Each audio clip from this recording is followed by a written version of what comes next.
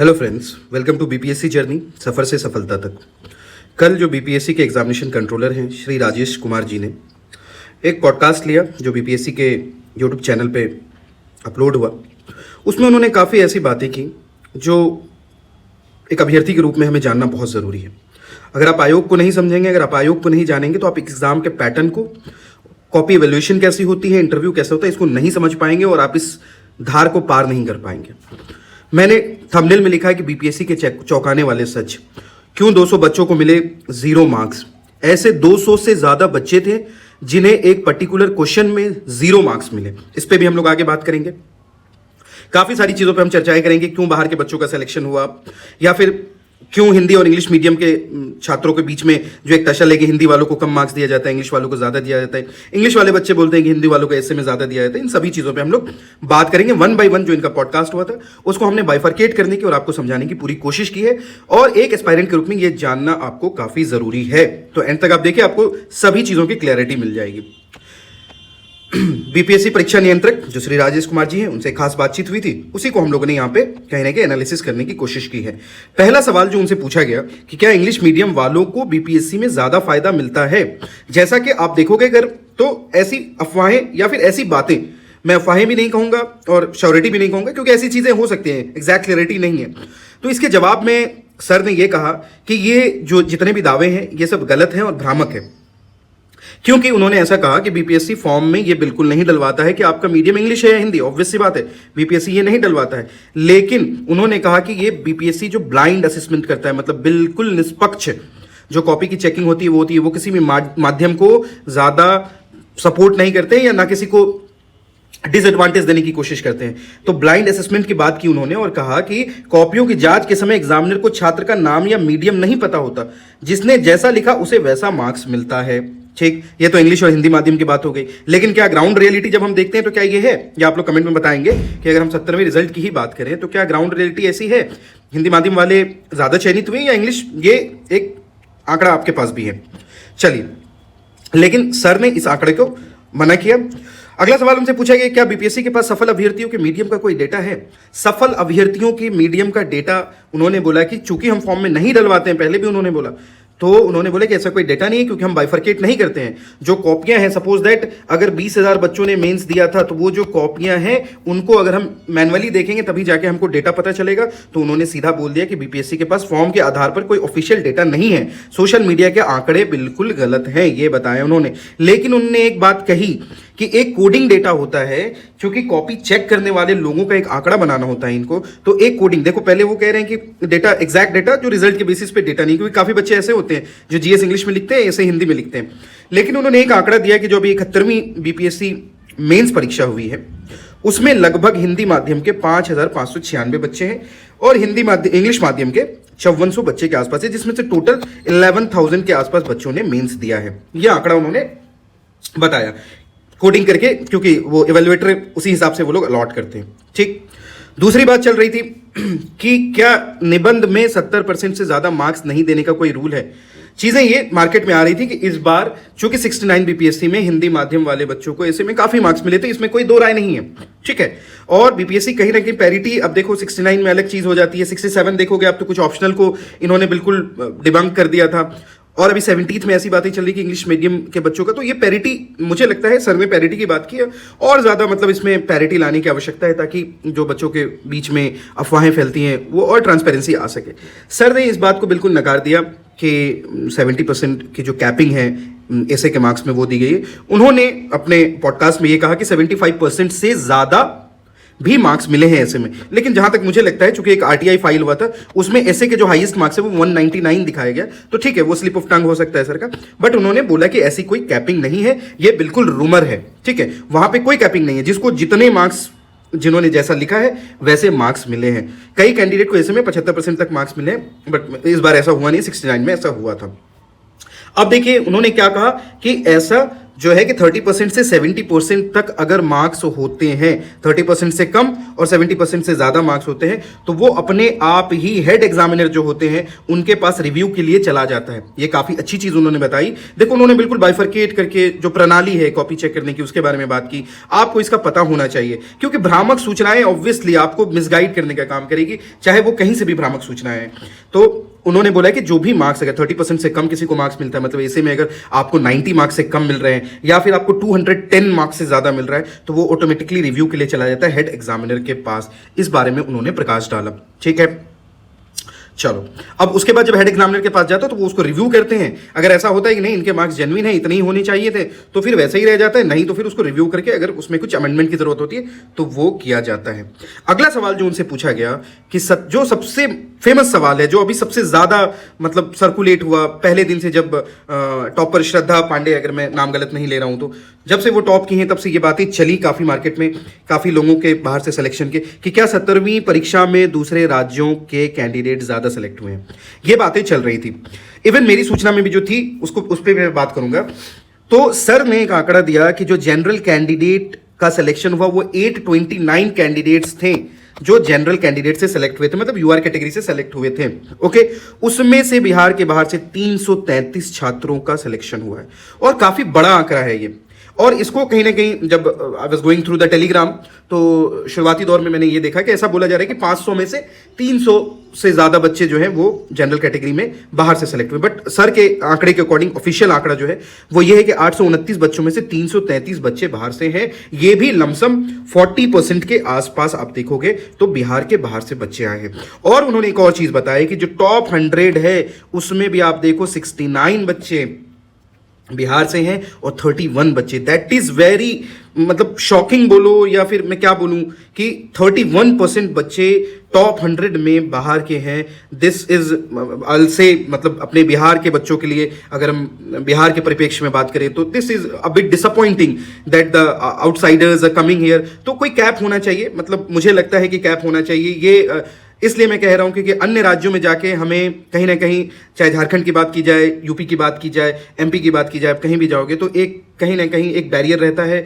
At least in the interview round they disqualify us, मतलब this is a very harsh fact. मुझे किसी अन्य राज्य से कोई मतलब कोई ऐसी दुश्मनी नहीं है, कोई मतलब उनसे बैर नहीं है, but just because of other state are doing like that, तो एटलीस्ट आप वो चीज ना करें, तो एटलीस्ट एक बिहार स्पेशल का पेपर या जो भी जैसे यूपी में होता है कुछ ऐसी व्यवस्था होनी चाहिए। ये मेरी अपनी पर्सनल सुझाव है। आंकड़े साबित करते हैं किसी को फेवर नहीं किया जाता है, ऐसा सर ने कहा कि किसी को फेवर नहीं किया जाता है। और इस बारे में सर ने 2-3 बातें भी बताई, उस पर मैं प्रकाश जरूर डालना चाहूंगा। सर ने यह कहा कि जो सबसे पहले तो इंटरव्यू की बात करें, अगर इंटरव्यू में जो हमारे बोर्ड होता है उसके पास हमारा ना नाम होता है, नेम नहीं होता है उनके पास, आपकी जाति का पता नहीं होता है, ऑब्वियस सी बात है, ठीक है, आपका एड्रेस नहीं होता है उनके पास, लेकिन उनके पास क्या डेटा होता है आपके पास, जो आपके ग्रेजुएशन और मास्टर्स की जो डिटेल्स हैं। देख लो भाई, जो इंटरव्यू में नहीं गए हो, जाने वाले हो, वो जान लो कि आपकी ये डिटेल्स उनके पास अवेलेबल रहते हैं, और आपका पासिंग ईयर अवेलेबल रहता है उनके पास, कि आपकी पासिंग ईयर का भी ये अवेलेबल रहता है उनके पास, ठीक है। ये बात वहां पे मेंशन की गई। ओके, अच्छा, एक और चीज, अब मेंस के बारे में सर ने बोला कि मेंस में भी कोडिंग सिस्टम होता है। मेंस में क्या होता है? कोडिंग सिस्टम होता है, ठीक है। वहां भी रोल नंबर या नेम नहीं होता है, रोल नंबर नहीं होता है और नाम भी नहीं होता है। इस व्यवस्था के बारे में उन्होंने बात की। तो जब भी आप मेंस या मतलब जो एलिगेशंस लग रहे थे कि बाहर के बच्चों को फेवर किया, तो उस चीज को कहीं ना कहीं सर ने क्लैरिफाई करने की कोशिश की है। बट एक बहुत बड़ा आंकड़ा है जो मतलब बाहर के बच्चों का है, तो थोड़ा सा इस चीज को लेकर भी काफी बातें, काफी रूमर्स भी चल रही थी, ठीक है। अच्छा, एक और सवाल पूछा गया कि सेम मार्क्स, अगर 2 बच्चों को सेम मार्क्स आ जाते हैं। मेरे एक बहुत करीबी मित्र हैं, he is one of my mentor also, तो उनके साथ ऐसा हुआ था बीपीएससी की जर्नी में कि उनके बिल्कुल एग्जैक्ट उतने ही मार्क्स थे जितने मार्क्स पे कट ऑफ गया था। तो उनको कहीं ना कहीं उनके रिजल्ट में लिखा हुआ था कि क्वालिफाइड बट नॉट सेलेक्टेड। तो ऐसी स्थिति में क्या होता है कि अगर 2 बच्चों के समान अंक हो जाते हैं, तो यहां पे 2 बातें हैं कि अगर आपके प्रीलिम्स में, ठीक है, अगर आपके प्रीलिम्स में ऐसा होता है कि आपके 2 दो लोगों के सेम मार्क्स है तो ऐसी स्थिति में दोनों बच्चों को ले लिया जाता है, पीटी में और मेंस में।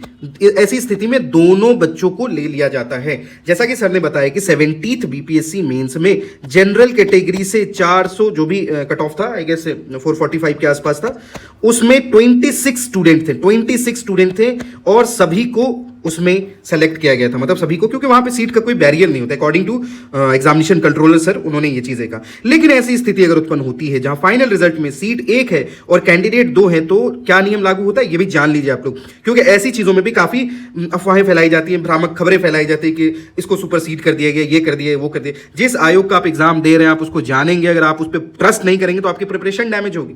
तो ऐसी स्थिति में क्या होता है कि जो GS1, GS2 और एसए के मार्क्स होते हैं उनको चेक किया जाता है, टोटल मेंस के जो मार्क्स होते हैं उसको चेक किया जाता है। अगर मेंस के मार्क्स, सपोज दैट एक स्टूडेंट है X और दूसरा है Y, X के मेंस में मार्क्स ज्यादा है तो उसको ज्यादा प्रायोरिटी दी जाती है और उसको उस सीट के लिए चयन किया जाता है। अगर ऐसी स्थिति उत्पन्न होती है कि नहीं भाई मेंस में भी बराबर मार्क्स है, ठीक है, इंटरव्यू में भी बराबर मार्क्स है और टोटल मार्क्स तो ऑब्वियसली बराबर हो गया, तो ऐसी स्थिति में फिर उनके एसए के मार्क्स देखे जाते हैं। That's why I used to repeatedly say that SA is the most important portion of mains exam. वैसे तो सभी पोर्शन इंपॉर्टेंट है, चाहे GS1 हो, GS2 हो, इवन ऑप्शनल में भी लोग फेल करते हैं तो आपके लिए, बट एसए सबसे ज्यादा निर्णायक होता है, ठीक। अगर ऐसी स्थिति हो जाती है, बहुत बड़ा कोइंसिडेंस ऐसा हो जाता है कि एसए में भी मार्क्स सिमिलर होते हैं, ऐसी स्थिति में उनका डेट ऑफ बर्थ देखा जाता है।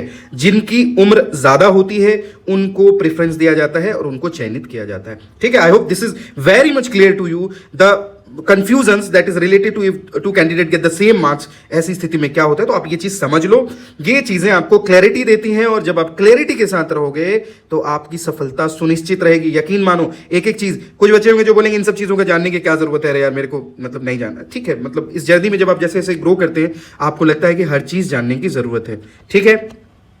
उसके बाद एक सवाल पूछा गया ऑन स्क्रीन मार्किंग के बारे में। काफी अफवाहें चलती हैं कि ऑन स्क्रीन चेकिंग होती है, इसमें मार्क्स को एडिट कर दिया जाता है, चेंज कर दिया जाता है। खैर वो चीजें जो भ्रामक खबरें हैं उस पे, मतलब रिमर्स पे हम, क्योंकि रिमर्स को एक्सेप्ट करना इंफोडेमिक से टर्म होता है, ठीक है। पेंडेमिक से भी ज्यादा खतरनाक अगर कुछ होता है तो सूचना, गलत सूचना का जो प्रसार होता है वो उसको इंफोडेमिक्स कहते हैं, वो बहुत खतरनाक चीज होती है, हमको उससे बचना है, ठीक है। तो सर ने बताया कि ऑन स्क्रीन, जब अतुल कुमार सर थे 67 के टाइम में, तब से ये शुरू किया गया था। तो इसमें 3 प्रक्रिया होती है कि स्कैनिंग होता है और रैंडम अलोकेशन होता है और इसमें ट्रांसपेरेंसी को सुनिश्चित किया जाता है। हम इस पे अच्छे से बात करेंगे।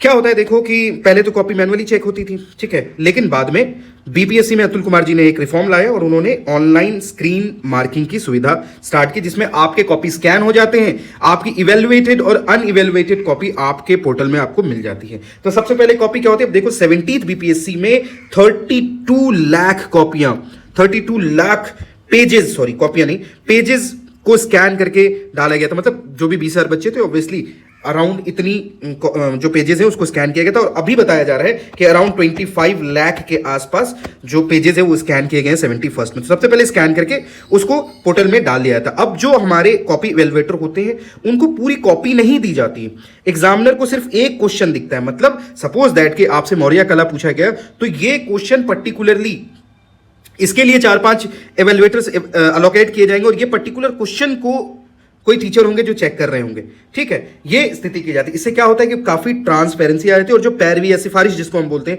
उसकी गुंजाइश बहुत कम या 0% हो जाती है, ठीक है। अपने और बच्चे बाद में अपनी कॉपी, इवेल्युएटेड कॉपी देख सकते हैं। तो ये ऑब्वियस सी बात है, काफी ट्रांसपेरेंट है इस मामले में हमारा आयोग कि हमारे पास इवेल्युएटेड और मींस यूपीएससी भी ऐसी सुविधा नहीं देता है, लेकिन बीपीएससी ये सुविधाएं दे रहा है। बाकी क्वेश्चन रेज करने वाले लोग तो काफी चीजों में क्वेश्चन रेज करते हैं, लेकिन ये सिस्टम जान लीजिए कि आपके एक पर्टिकुलर क्वेश्चन के लिए भी टीचर्स अलोकेट होते हैं, ठीक है। जो चेक करने वाले लोग हैं अलग अलग, किसके हाथ में कौन सी कॉपी गई ये सबसे ज्यादा मैटर कर जाता है। अब देखो क्या कॉपी चेक करने वाले एग्जामिनर्स के काम की भी जांच होती है। तो देखो भाई ऑब्वियस सी बात है, ये चीज मुझे काफी इंटरेस्टिंग लगी कि जो 2 टाइप के लोग हैं, सपोज दैट कि आप 2 लोग हैं, हमने किसी 10 कॉपीज को आपको भी चेक करने दिया और दूसरे बच्चे को भी चेक करने दिया। आप जब खुद अपनी 2 बार कॉपी चेक करोगे तो हो सकता है कि आप 2 बार अलग अलग मार्क्स बिठा दो, क्योंकि ह्यूमन बीइंग की ये टेंडेंसी है कि आप चीजों को बिल्कुल, रोबोट नहीं है कि आप बिल्कुल उस एक्यूरेसी के साथ, उस मार्किंग के साथ कर पाए। तो ऐसी स्थिति में सर ने ये बताया कि हर 7 से 10 दिन में ग्राफिकल एनालिसिस होता है। किस चीज का? कोई ऐसा टीचर है जो स्ट्रिक्ट मार्किंग करता है सपोज दैट, और कोई ऐसा टीचर जो लिबरल मार्किंग करता है। एक पर्टिकुलर क्वेश्चन है सपोज दैट क्वेश्चन नंबर 5, एक पर्टिकुलर टीचर को मिला तो उन्होंने 30 मार्क्स दे दिया, ओके, और दूसरे टीचर है उन्होंने कितना मार्क्स दे दिया? उन्होंने 20 मार्क्स दे दिया, सपोज दैट एवरेज मार्क्स की बात करें, या किसी ने एवरेज मार्क्स 10 दे दिया और दूसरे ने 30 दे दिया। तो ऐसी स्थिति में क्या होता है कि जो लिबरल मार्किंग कर रहे हैं उनको बोला जाता है कि आप थोड़ा स्ट्रिक्ट करें, और जो स्ट्रिक्ट मार्किंग कर रहे हैं उनको बोला जाता है कि आप थोड़ी लिबरल मार्किंग करें। और एक काफी इंटरेस्टिंग, जैसा मैंने थंबनेल में लगाया था कि 200 से ज्यादा बच्चों को एक पर्टिकुलर क्वेश्चन में, ये पहले बात आउट भी हो गई थी कि जो constructive work of Gandhi ji है जिसके अगेंस्ट में वेस्टर्न एजुकेशन कहा जाता है कि वेस्टर्न एजुकेशन में कम मार्किंग होती है, तो लोगों ने कंस्ट्रक्टिव वर्क्स ऑफ गांधी को चयन किया था, और बाद में ऐसे रूमर्स आए कि उसमें 0 मार्क्स बिठा दिया गया था। लेकिन अब according to the examination controller वो रूमर नहीं था, उसके वजह से डिले होने की बात भी की गई थी। तो मुझे लगता है कि वो रूमर नहीं था, क्योंकि यहां पे साफ सर ने कहा कि एक ऐसा क्वेश्चन था जिसमें 200 से ज्यादा बच्चों को 0 मार्क्स दे दिए गए थे। बाद में डेटा एनालिटिक्स से पकड़ में आने पर कॉपियां दोबारा चेक कराई गई और मार्क्स बढ़े और एग्जामिनर को हटा दिया गया। ऐसे एग्जामिनर थे जिन्होंने कंस्ट्रक्टिव वर्क ऑफ गांधी में 0 मार्क्स दे दिया था और बाद में उनको हटा भी दिया गया। मतलब ये जो खबर थी ये बिल्कुल सही खबर थी। ये चीजें बाहर आई थी कि जो कंस्ट्रक्टिव वर्क वाले क्वेश्चन में बेसिकली ऐसा हुआ है। ठीक है, तो सभी एग्जामिनर्स के मार्किंग को इक्वलाइज किया जाता है।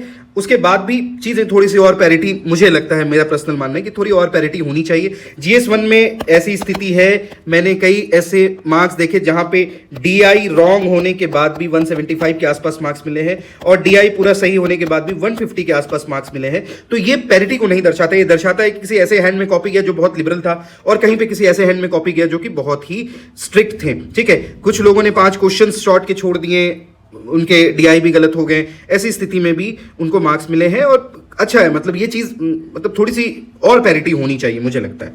ठीक है, उसके बाद बोला जा रहा है कि 70वीं संयुक्त परीक्षा की वैलिडेटेड कॉपी कब मिलेगी, तो उन्होंने बोला है कि मिड अगस्त के आसपास में ये कॉपी अवेलेबल करा दी जाएगी। सारी चीजें हो गई हैं तो ये मिड अगस्त के आसपास में कॉपियां अवेलेबल करा दी जाएंगी और आपके पोर्टल पे मिल जाएंगी। आयोग फिलहाल कई अन्य महत्वपूर्ण परीक्षाओं 71वीं मेंस की कॉपी के बारे में भी उन्होंने बोला कि 71वीं मेंस जो है वो भी आपको सितंबर तक उसका जो मतलब रिजल्ट है आने के चांसेस हैं। और 72nd बीपीएससी पीटी, काफी लोग बोल रहे हैं कि नवंबर में होगा, मैंने एक डेट भी डाला है, हो सकता है कि वो गलत हो जाए, बट 72nd पीटी के लिए काम चल रहा है, ये सर ने वहां पे क्लियरली बोला है। एएसओ, डीएसओ और अन्य एग्जामों के लिए, जो डीएसओ का एग्जाम है, असिस्टेंट एनवायरमेंटल साइंटिस्ट है, स्टेनोग्राफर है, इन सभी का रिजल्ट भी अगस्त के महीने को, सर ने रिजल्ट का महीना ही कहा है, तो इसमें वो रिजल्ट आ जाएंगे।